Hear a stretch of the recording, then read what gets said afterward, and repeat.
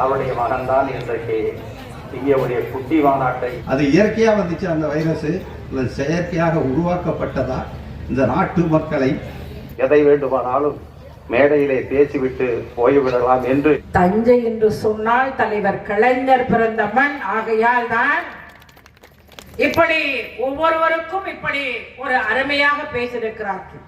தந்தை பெரியார், பேரறிஞர் அண்ணா, திராவிட முன்னேற்ற கழகம் பிறந்தது எப்படி, அதை பற்றி இங்கே கொஞ்சமாவது நான் பேச வேண்டும்.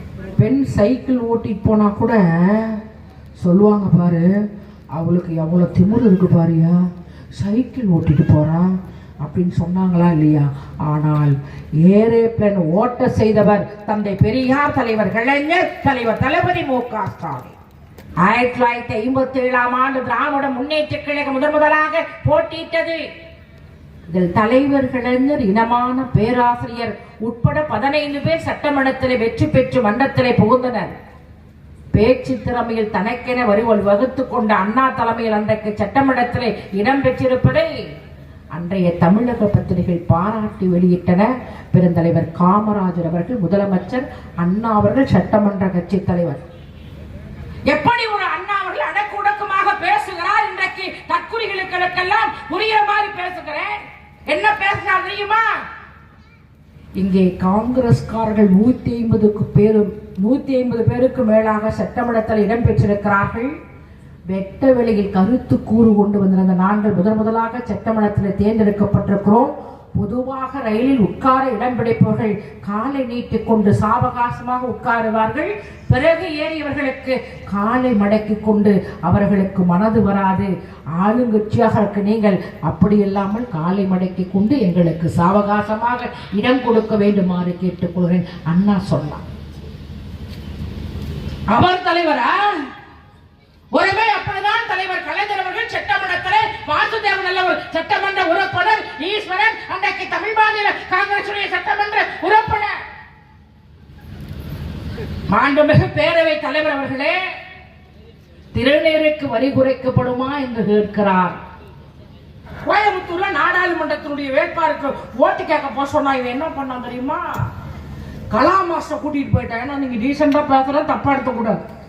என்ன கலா மாஸ்டர் கூட்டிட்டு போய் எங்க, அதாவது எங்க எதுலன்னா அந்த யானை, குட்டி யானையில ஓட்டு கேட்கலாம். இங்க அருமையா எல்லாம் பேசுறாங்க.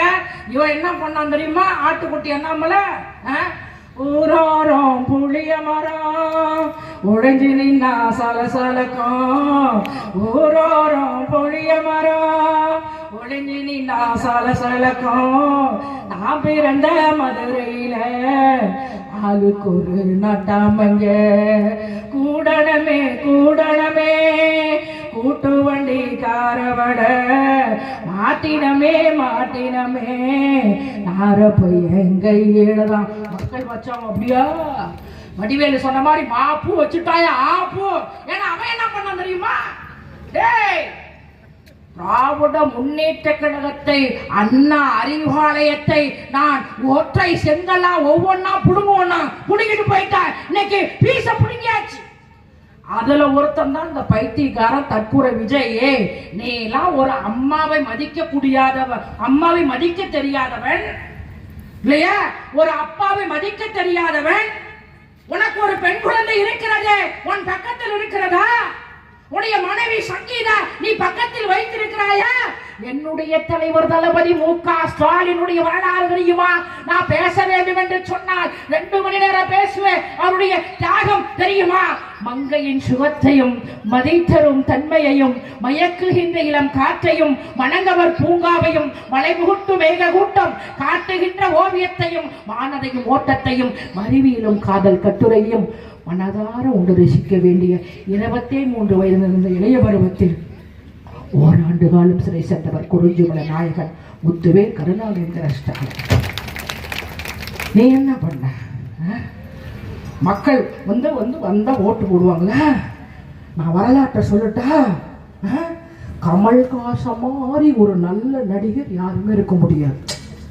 அவருடைய பாத்தீங்கன்னா அவர் அப்படியே குட்டி கமல் எப்படிதான் நடிச்சாரோ தெரியாது இல்லைங்களா? இன்னும் கண்டுபிடிக்க முடியல. அவரு மாதிரி ஒரு நடிப்பு. அவரை நான் குறை சொல்ல, நீங்க வந்து நோட்ட பாயிண்ட். அவரும் கட்சி ஆரம்பிச்சார் இல்லைங்களா?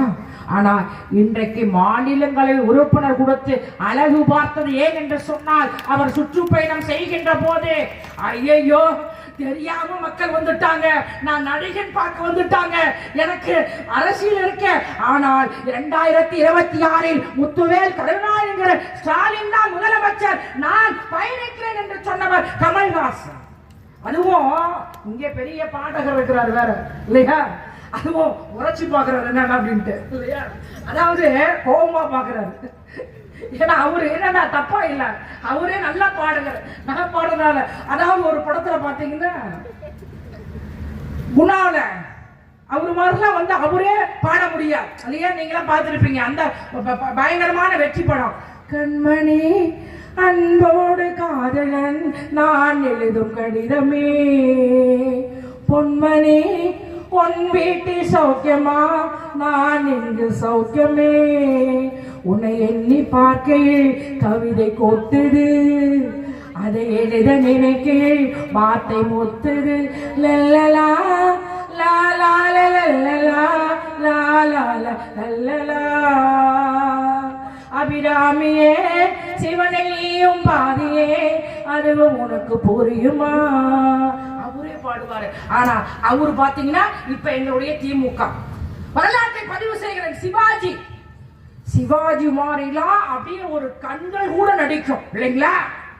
அவரு வந்து நடிக்கிற மாதிரிலாம் இந்த உலகத்துல யாரும் நடிக்க முடியாது. அவரும் கட்சி ஆரம்பிச்சாரு, திருவையாற நின்னாரு. அன்றைக்கு எதிர்த்து போட்டியிட்டவர் துரை சந்திரசேகர், இதே தஞ்சாவூர் மாவட்டம்.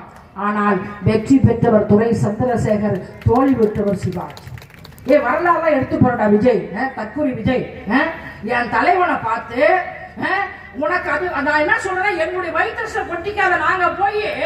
நாங்க மக்களுக்கு இன்னைக்கு வந்து பாத்தீங்கன்னா நாடாளுமன்றத்துல திராவிட முன்னேற்ற கழகம் 47% உயர்ந்திருக்குது. இன்னைக்கு திராவிட முன்னேற்ற கழகம் 5% உயர்ந்திருக்கிறது. இன்னைக்கு பெண்கள் எங்கு போனாலும் தலைவர் தளபதி மு.க. ஸ்டாலின் போல் ஒரு முதல்வர் யாரும் இல்லை என்று சொல்லுகிறார். சரி, அதுவும் பரவாயில்லை. சிரஞ்சீவி அவரும் தான் கட்சி ஆரம்பிச்சாரு. எப்பயாங்கிட்ட கூட்டாடி அப்பா. சரி, வடிவேல் நாங்க வந்து அப்படியே ஒரே சந்தோஷமா இருந்தோம். எங்களுக்கு தான் கூட்டம், அதாவது எங்களுக்கு வந்து தேர்தல் பிரச்சாரத்துக்கு வந்தாரு. நாங்கெல்லாம் 234 வந்து ஜெயிச்சாச்சு அப்படின்னு நினைச்சோம். ஆனா அன்னைக்கு தோண்டு போனோம். அப்படி இருக்கின்ற போது விஜய் அவர்களே, நீ நாட்டுக்காக குரல் கொடுத்தாயா, நாட்டுக்காக போராடினாயா?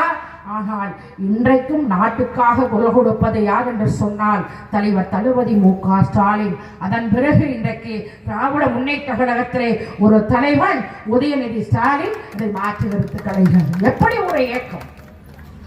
திராகாண்டிக்கு கருப்பு கொடி காட்டியாக தலைவர் கலைஞர் மத்திய சிலை இருந்த போது தளபதியார் அவர்களுக்கு ஒரு ஆண் குழந்தை பிறந்திருக்கிறது. அப்பொழுது தலைவர் கலைஞர்கள் எழுதுகிறார், சிறையிலிருந்து எழுதுகிறார். என்ன எழுதுகிறார் என்று சொன்னால், தம்பி ஸ்டாலின் ஆண் குழந்தை பிறந்த செய்தி கேட்டு மகிழ்ச்சி, துர்காவுக்கு வாழ்த்துக்களை கூறவும் 1962 திருச்சி சிறையில் நான் 6 மாதம் சிறை பெற்ற போது நீ கை குழந்தை வீட்டிலிருந்து காணவர்களோடு